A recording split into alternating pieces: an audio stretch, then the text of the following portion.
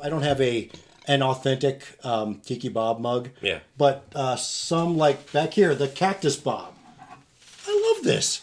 How happy is that? It's very happy. I can't look at that without getting a smile on my face. And this is the happiest I've seen you all day today, Jason.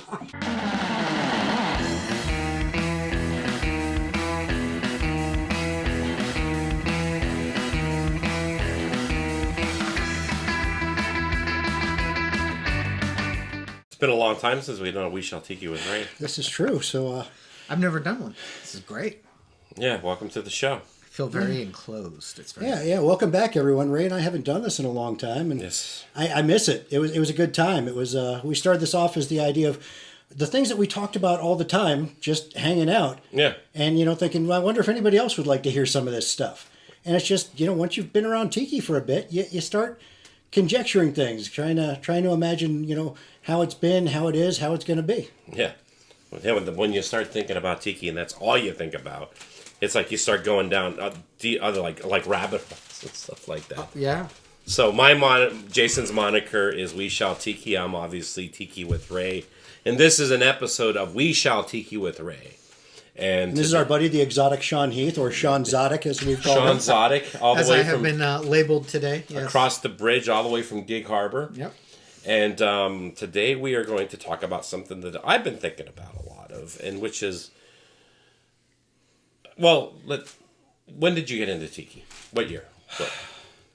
Officially, probably sometime in my mid to late 20s. So I turned 50 this last year. So I would say that's when I had my chance to go to my first Tiki bars and start putting the pieces together. But I don't think it was until late 30s or about 40 that I really fully immersed myself in it. What year are we talking here? Probably I would say I was into it by the early 2000s, and I was heavily into it by about, give or take, 2010. Yeah. I got into Tiki in 2007 when I went to Hula Hula for the first time in Seattle. When did I you actually got started in tropical first, like Hawaiian culture, going to visit Hawaii, visiting tropical bars, Hawaiian restaurants. I didn't really discover Tiki or that type of thing until probably 2013, 2014, whenever the Cabana first opened in Tacoma, and realized that this was a whole separate set of cultural things. Yeah, everything sped up for me with the Tacoma Cabana. Yeah. Being able to have a local or regional Tiki bar that I could go to fairly regularly and explore different things. Right, and it was so different from everything else that the Pacific Northwest, or the Seattle area at least, really had. Right, because I'd been to Hula Hula and other places, and they were as much beach bar as they were Tiki bar. Right. It's true. And I think that was where I started, was beach bar. I wouldn't know. I don't think I would have known the difference back then. Yeah. I remember what I loved about Hula Hula was my first Tiki bar, and what I loved about it was that, well, right off the bat, the fact that it was this full immersion, this full environment. Everything was dark. Back then, they were playing Hawaii music. They were playing surf music. They were playing Blue Hawaii, stuff like that. The thing that I loved the most was like the drinks got you drunk, quick. I mean, I'd order the zombie or the Mai Tai. I don't even know what was in them. Yeah. I just knew if we go here, all I got to do is order one of these zombies, and I'm good for the night. So Ray, my first zombie ever was at a beach bar in a port visit in Fort Lauderdale when I was new in the Navy in 1996. Yeah, it would have been probably fall of 1996, give or take. I can assure you that they were using Don's Mix too. They were eye dropping the Pernod. And the thing is, I have no idea what was actually in it. I think it probably had orange juice in it, because I remember having heartburn and thinking it was worth it. And I'm sure there was grenadine, not pomegranate grenadine, but like Rose's grenadine. Yeah. But I just remember this one tall drink just knocked me on my tail, and I thought it was fantastic. Yeah. And I'd never had a proper Tiki drink at that point. No. So after that, I pursued tropical drinks a little bit more, but I didn't really know what they were until years later.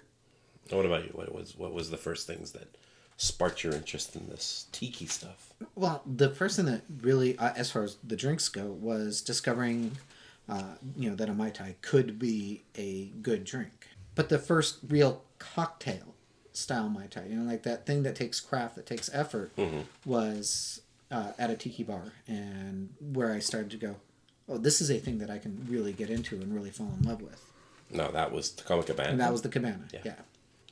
Those are the kind of the basic beginnings for all of us. Time has moved on. We're all just a little bit older. A little bit grayer. And it's 2022. And I thought what a great topic would be is, has our love of Tiki, or what we love about Tiki, evolved? From what it was, like when we got into Tiki at the beginning, what we loved about it, what was important to us at that point in time, has that changed? Has it evolved? Has it matured? Well, not just what I love, but the definition, the guardrails. What's outside of here isn't really Tiki. What's outside of here isn't really, but in here, this is all Tiki. All right, well, Those guardrails have moved drastically in the last which way have 15 years. All right, well, which way have these guardrails? Honestly, they've gotten wider. They've gotten wider. Well, okay, so here's what happened. At first, I had no idea what it was. Then I started learning things, and it got really narrow for a while. And then as I kind of was around things, saw more places, learned more things, it broadened back out again. Now go into detail about that, Jason. Go ahead. Okay, like for instance... Because I'm following you, but I'm not following you. Okay. Knowing you. Like, so I think the first legitimate tiki bar I went to was one that was open in Austin, Texas, either on or just off 6th Street, somewhere around between 99 and 2001, a place called Ocean's 11. Yeah. It was kind of on a mid-century Rat Pack and tiki theme.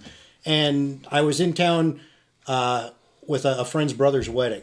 Yep. And somebody said, let's go to this tiki bar. And I'm kind of like, what is that? Because, between Florida and Southeast Texas, I'd been around tropical bars, but Yeah. I didn't really know what a tiki bar was per se. So, and it was phenomenal. The cocktails were great.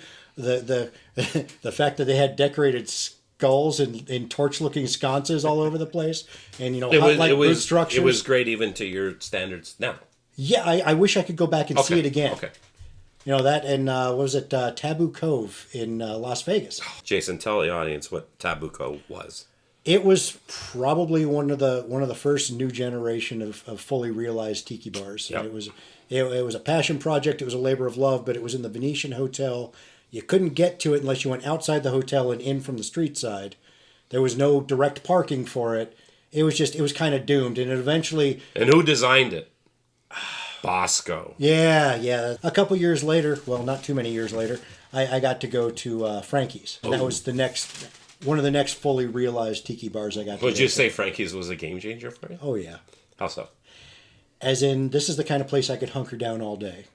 Yeah. As opposed to, I would visit this and go. I do think that that's especially for tiki commercial tiki bars, that idea of I can be here all day. I could be sitting here and having a good time, and it feels more enclosed. It feels tighter. Is a thing that I've really looked for. So, Sean, the two words I used the most in describing what I think is an excellent or perfect tiki bar are immersive and transportative. Yeah. In other words, you get in there and it wraps around you and it takes up your whole world and all of your senses. And transportative in that everything on the other side of those walls doesn't matter anymore when you're inside of it. I think so. So those are the two things that I look for. But as far as the decor inside, that's what's changed the most as far as what matters to me. What matters to you? Well, when I first started learning about it, it had to be exotica music, and it had to be primarily... No, just exotica? Or were you okay with surf? At first, I was mostly, it had to be exotica style lounge music for me. Okay, not surf though. Surf was later on. Surf. I learned. If they were playing surf, you'd be like, all right, I'll tolerate. No. It was good. It was better than Caribbean style reggae by far, because it wasn't beach bar music. Yeah, what about Hawaiian music? I didn't really know that much about it yet. That was something that, as I got into tiki, I learned more about Hawaiian or Hapa Haole and all that type of stuff, because it's a pathway. Yep. And as you get more of it, you know your experience grows. No, so what are you saying? So when you start to really get into it at the very beginning, you were very closed-minded. At the beginning, I would go in and I'd go, you know what? That looks more South American. That looks more African. That looks more Asian. Oh. So I really wanted mid-century Hawaiian style Polynesian decor, and I really wanted exotica music. So you really almost kind of had like your checklist almost. Yeah. But then as I went to more places, experienced more things, and actually read up on organically how tiki spread across the country, Yeah. and the different influences of Don Beach, of Trader Vic, of Stephen Crane, Yeah. and all the unique individual places that tried to make their mark on it, and all the things they tried to see, the idea of let's say cannibals, skulls, fezzes, all these things that played so nicely with it, but were not, A natural part of it. yeah, they were not necessarily adjacent. Yeah, The tiki adjacent, which we've actually done an episode on. yeah. So so what you're saying is when you started to see the tiki adjacent elements of tiki, is that what made you kind of open your mind a little bit about like, well, what tiki exactly was then? Right, Because and you also- realized that there was so many things that, well, this isn't pure tiki, but it's working though. Well, also reading and learning more about Don Beach, Ernest Raymond Beaumont Gant, Yeah. notorious ERBG. That's where the we- have a drink. if you're drinking at home, that would be Jason mentioned. When I got involved, Tiki was kind of expanding already. Yeah. So you guys were getting involved when some of these revival bars were getting built, were getting filled up, and they were following the traditional idea of Tiki. Right, but each one was based on what what the owners or designers had experienced or read or seen. And there were some things were more heavily influenced one way or the other. And- some people were much stronger Disney. Some people were strictly on, well, what did the Sven Kirsten book tell me? Right. And And I think some of the places I've visited, especially as I got interested in it, were starting to reach that. Let's expand. Let's add a new thing that makes it ours and not another duplicate of Trader Vic's or the Holly Pele. Well, the or, idea is that someone the else's. earliest bars, the ones that we sometimes even think of as pre-tiki now, were tropical. They were bamboo. They were very much the idea of a trader or beachcomber, or what I like to think of as exotic adventure or world explorer type stuff. And that's something that I didn't like originally, but I love that now. Here in the Tacoma area, we've got the McMenamin's Old Hangout Bar, which I think is a great example of an exotic world adventure style bar. Like somebody went out and collected something from every place they went and brought it back here. Yep. Or the idea that Don Beach, when he came up with his concept, he used Caribbean rum, he used Filipino influences on flavors and foods, and all these different things. But it was like on a vaguely Polynesian or Pan Pacific kind of theme, but none of it was completely in and of itself a thing. Was there a particular tiki bar that, so to speak, opened your mind when it came to allowing? Well, I Other ruminated tiki on being able to go to the Tacoma Cabana over and over again, and going down to Portland and going to Hale Pele and eventually the Alibi, Yeah. and seeing different aspects of different tiki bars that had their own histories, that had all evolved in their own ways, or even seeing the evolution going from a Tacoma Cabana to a Devil's Reef, Oh yeah. Yeah. where it went from kind of a wide open, almost Gilligan's Islandy kind of tiki experience to something that was much darker, aimed towards H.P. Lovecraft and a pirate darker element. Yeah. Well, I think when I went to Portland after discovering what Tiki was, I went down and I got a chance to go visit the Trader Vic's and the Holly Pele on the same night. And The seeing- Trader Vic's in the Pearl District? Yep. Oh, I love that place with the open patio. Oh, it was Yeah. You gorgeous. roll the in doors there. up and it was, yeah. Yeah, it was gorgeous in there, but it was also part bar, part restaurant. Definitely all Trader Vic's. And the Holly Pele was this smaller, tighter, more focused feel to it, and this idea that both could exist at the same time kind of made me think, well, if these can both exist, what else can exist? And I want to experience all of these everyone else's interpretation of what a good tiki bar is, and what does that mean, and what am I going to like? So for you, your guardrails kind of went like this. I really felt like my guide rails would expand and then contract because I'd see something I didn't like, and like, okay, well, that doesn't fit for me, and then expand again. But for that opportunity to see people do something. So here's a great example for you, Ray. Early 2000s, because at the time I was still in the Navy. I was at a shore command in Norfolk, Virginia, a NATO command, and I was in an office job at that point. I was operating a NATO related website, and I had time to explore the internet. And so, I'm finding things on there. And that was the first time I ever saw Tiki Bob. And my first experience with Tiki Bob was, I hated Tiki Bob. I thought he looked like something out of a Bugs Bunny cartoon. And then many years later, as I learned more and I found out the history of Tiki Bob and the iconography of it, I fell in love with Tiki Bob. And that happy, smiley face just fills me with joy now compared to I used to think, that's not Tiki. Was there any changes for you as you've gone on? What I realize, what I love about Tiki is the connection to the mid-century. And when you go to a place like the Alibi, or even like the Tonga Hut, I mean, you want to talk about like a tiki bar that changes everything for me, which is the reason. There's a million reasons why Tiki Tea is my favorite tiki bar. Yeah. And like right off the bat, like I remember like going to the Tiki Tea. Now you're talking about like what a perfect tiki bar is. And a perfect tiki bar is it's like everything's right. The drinks, the music. As soon as you walk through the door, nothing behind you matters. But like at Tiki Tea, the music is like whatever. They'd have the front door open to the place, and there was a lot of things that they were doing that were like, well, they're not following the rules, but God, I don't even care. You know, what I'm realizing is this.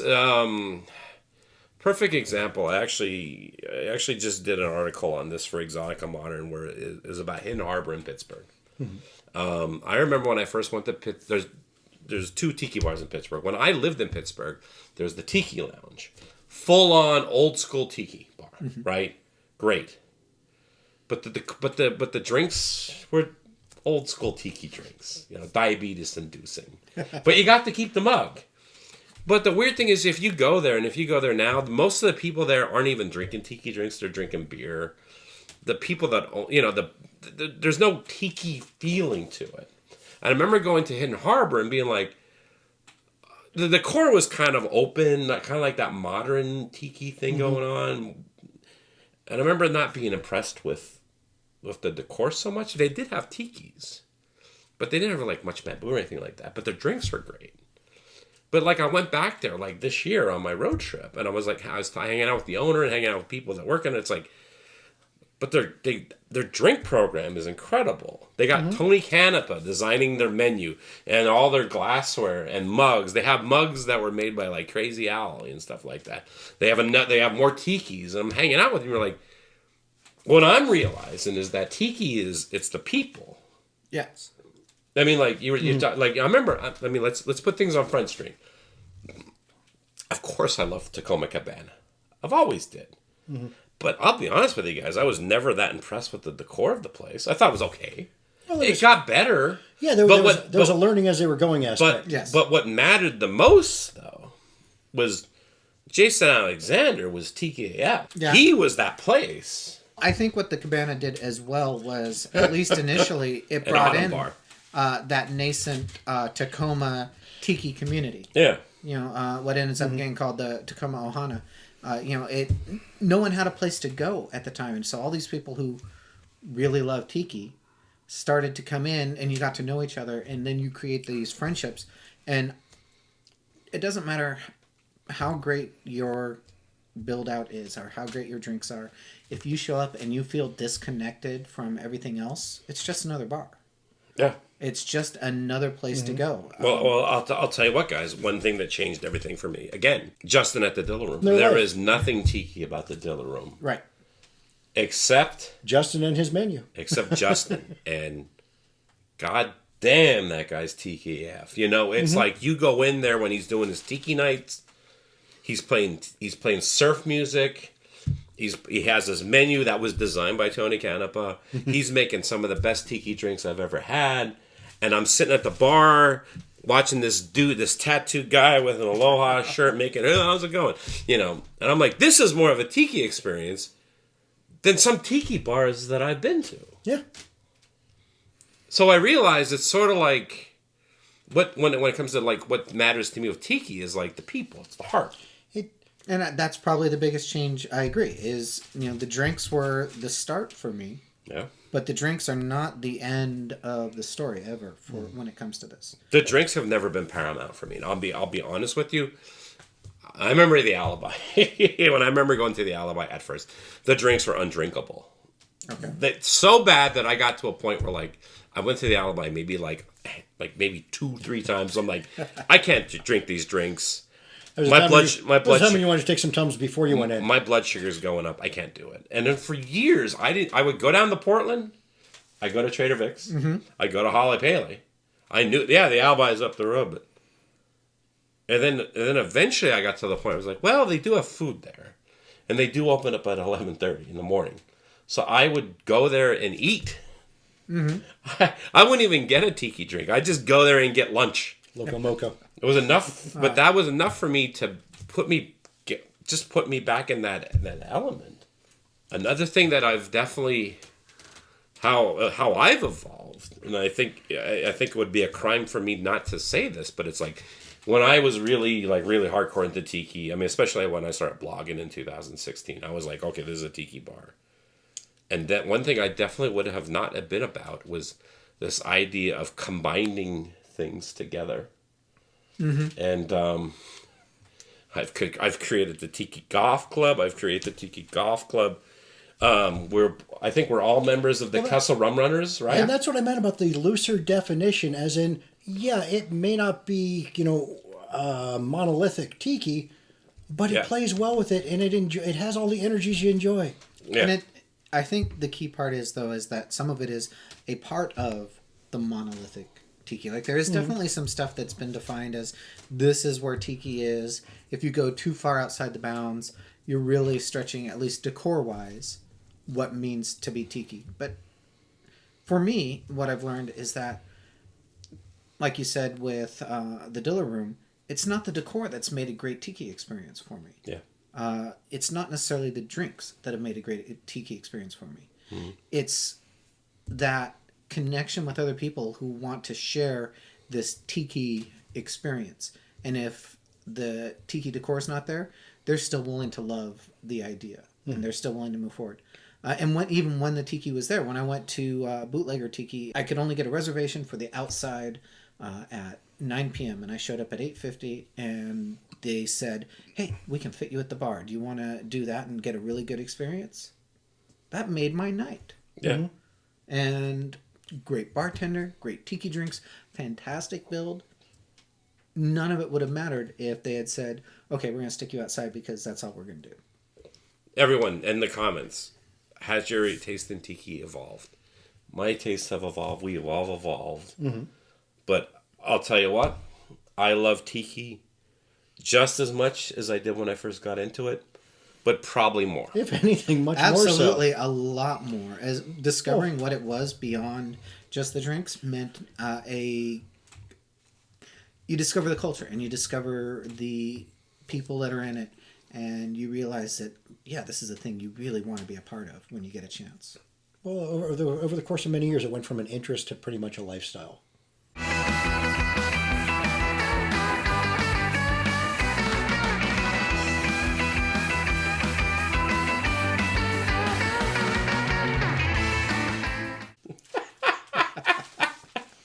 How much do I love tiki? Well, how many bottles of rum do I have? Yeah. Want to support the Tiki with Ray show and look cool doing it at the same time? Then head over to tikiwithray.com and buy yourself a Tiki with Ray shirt. They're only $20. Tony Canepa did the design, and they're screen printed in America.